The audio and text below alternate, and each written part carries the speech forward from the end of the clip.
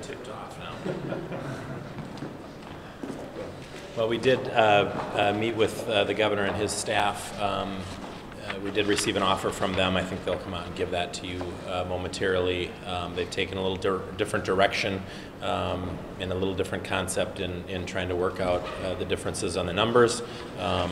They've entitled their offer Meet Halfway Global Offer. I would key into that I'm likely thinking the communications staff wrote that title, not the policy staff, and you'll see that when you read it. It doesn't meet halfway, but you'll find that out when you look at the numbers. We do appreciate the offer. We think we're making progress, and we appreciate that. Obviously, because we've shifted and gone a little different direction with the approach on this offer, we'll need to take some time before we make any lengthy comments about or reaction to it. Yeah, so it's not complicated, but it's different enough that we just need to take a second look. We have been talking about the need for a good transportation bill and good tax relief. Those numbers, when you add them together, seem lower than what they were before, but that's what we have to work out. So it is an offer. We're going to keep working to get another offer back to the governor tonight around 7 o'clock. So different good or different bad? We're not sure yet. Yeah, it's different. You decide. You look at it and tell me. We've just made a global offer that we think shows a pathway to getting this difference resolved and getting it done on a timely basis. They took the balance remaining after the general fund spending for the reinsurance, and then we set aside the money for the courts, which is the full request of the Chief Justice, which I've maintained all along should be considered separately and should be honored for as it is. The cybersecurity is the number that is necessary to provide the kind of security that the state computer systems need. That obviously benefits the legislature as much as the executive branch, so we'd set that aside as well. If that's not to be funded, then it's not to be funded. People need to know that all the records they have contained within various state computer systems are going to be put at an unacceptable risk. And that leaves us in $1,384,131,000, and we're proposing to meet halfway. The two priority items for them are the tax bill, transportation, both of which reduce money from the general fund, and the remainder are expenditures, some of which I would note they've also agreed to. For example, the K-12 formula is part of their budget as well as ours, but we're putting all that on the bottom line in terms of spending, and we're proposing that they would come back tomorrow with their particulars on the transportation taxes. We'd come back tomorrow with our particulars on the others, and we go back and forth in terms of those particulars. This is a final resolution. We're not signing off to them, you can do the tax and transportation however you want, but they take the lead on that. Same thing with the other items. We're not saying we would dictate that. We'd come back with our proposal and they'd have to look at it. But I think this is fair, equitable, half and half, meet halfway. And I think Minnesota's going to understand that's a fair and reasonable offer, and it gets us to a conclusion. Anything else? You say tomorrow, they said 7 tonight. Well, we'll come back to 7 tonight, right? We won't have the detailed sheets in terms of what underlies those respective offers until tomorrow, but we'll come back at 7 to get their response. So your combined transportation and tax cut number was bigger yesterday than it is today. How is that moving the ball towards? Sorry, say again? Yesterday, your amount that you had set aside for tax cuts and transportation seemed bigger than it is today. I'm having trouble understanding. I think that's because we included the tab fee depreciation change. That's still up to them to include that in there, but we didn't assume that they wanted to include that. I don't understand what the word is. He's saying the half and half is the general fund remainders. We had the tab fees in there to contribute to the transportation number. Other questions? So explain where the license tap fee issue is. Is that still up for negotiation? Well, you know, wait to see their response to how they, if they agree to this principle that we'll meet halfway, then that halfway mark for the revenue reductions, which is taxes and transportation, the way they fund it out of the general fund, is the $682 million. Question for them is, how do they propose to achieve that number? If we agree upon that as the target, then if it's going to be out of the general fund for transportation, that's less money for the tax bill and vice versa. So we're leaving it to them to decide. We have our proposal, again, with the license tab fees, which they've rejected. So then if they're proposing to take it all out of the general fund, then they need to tell us where it's not going to be in the tax bill. Is this an increase for courts? Because I thought I remembered it was a $51 million increase, but from the Chief Justice, is this an increase in courts? It's an increase for the courts. What? This is with the entire court system, not just in district courts. Right. Right. Everything, public defenders, Right. Okay. The bonding bill went down to the Minnesota House. Some Republicans, some Democrats had a hand in doing that. Your thoughts on it? Do we get a bonding bill soon? I defer to the DFL leaders. So the bonding bill, the bonding chair asked my members to vote for it on faith that items would be added later.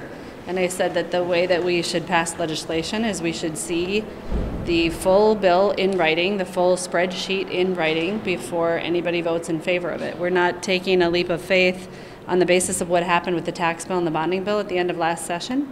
We need all the details spelled out before we would commit to supporting it. So what happens with bonding going forward then? Do we expect no bonding bill? Do you think there's still time to reconfigure one? There's absolutely time. My understanding is that Senator Senjum and Representative Erdahl are working together on a proposal that they believe can pass both bodies, and that as soon as they have that language agreed to, that they will find a way to post that publicly, whether it's a delete all amendment on their committee sites or a delete all amendment posted to a bill on the House floor, so everybody can see exactly what the proposed agreement is. What's the magic number if 800 wasn't it? That's slightly above my pay grade. Well, I don't think we know, but I think the kind of interesting thing is there's a lot of talk about the respective chairs in the House and the Senate working on a joint document that they can agree on. I just would remind them, nobody has asked me yet about one line on a bonding bill spreadsheet. And Senator Senjum's my friend, but he's not going to pass that bill without the help of my caucus. So I think if he wants to get one, he'd be wise to probably engage the minority in that conversation sooner rather than later. And the governor's office too, I might add. It's within the governor's authority whether you can. I remember one year under Governor Ventura, he actually vetoed $350 million worth of projects out of the bonding bill when he got it. So I mean, the governor ultimately has the say on what survives. Governor, what's your optimism level on getting a bonding bill at this point? I mean, I think as Representative Hortman said, it's possible, but it's to be determined by what plays out. I mean, nothing is cast in stone over the remaining 5 days. It depends on how everyone responds and whether there's a willingness to meet the accommodations. As Senator Boxer said, that the bonding bill has to be bipartisan. So, that's the reality that hopefully the majority will accept and deal with, and we can work it out. Is a bonding bill just a tad under $1 billion better than something that you proposed? I don't want to prejudge that. Well, I think $1.5 billion is appropriate. There wasn't one last year. I had almost $4 billion of requests, most of them very good requests, urgently needed. So, I mean, even the Senate bill, which is a little under mine, had cut out, as I did, a lot of projects. The House bill, I agree, is unacceptably low. But where the midpoint is that legislators will agree to. Bonding is making investments in our future. Higher education facilities, just crucial. We bring those up, and we also have the money to repair the existing facilities if we want to have a world-class higher education system. It's just so obvious to me the need to make these investments. Interest rates are still relatively low. Our bonded rating is high. We rank about the mid of the states in terms of bonded indebtedness per capita. We manage the state budget, including the capital commitments, very responsibly. Everybody who's assessed from the outside has said that. So, you know, to have them pick an arbitrary number, 800 million, 995 million, because it's less than $1 billion, that's not the way to make these crucial decisions. And look at the projects that are cut out for University of Minnesota, the Minnesota State campuses. And look at what we're not doing with their numbers, and you know, I'm appalled. Governor, the impression from Republican lawmakers that this is something they're willing to consider, your halfway offer, or what? They just took it back down to consider that they're going to come back at 7. Governor, the Republican leaders referred to your offer as different. Can you talk about your decision to go in this slightly new direction of offering the halfway split instead of continuing with the back and forth ping pong? They wanted a global offer. This is one where we're willing to meet them halfway. You know, I mean, we got a gap between us of what is 1 point. If you want to take the total one, we got a gap between us of $1.5 billion. How are we going to reconcile that? Trading offers back and forth this Wednesday. So this is fair. You know, their priorities are taxes and transportation, both of which reduce revenues to the general fund. Our priorities are some of the other areas. We share priorities on the taxes and transportation as well as the others. But this says, well, you know, we'll meet you halfway. If this is not agreeable to them, then we need to hear at 7 o'clock how they would prefer to pursue this. The Speaker also said that. Are you comfortable with any level of tax cut within that number, or transportation? Is this like a choose your own adventure thing where they get to say, you know, we want $100 million for transportation and $500 million for tax cuts? Is that, I'm trying to understand. They're going to take the lead in that. We want to hear from them since those are their priority areas. I mean, if they agree to this concept, which they haven't yet, then the 682 are saying, you know, you tell us how you would allocate that. We're not deferring or relinquishing our responsibility on that, but we'll react to their proposal as they'll react to our proposal on the other items. We're still going to have to thrash that out.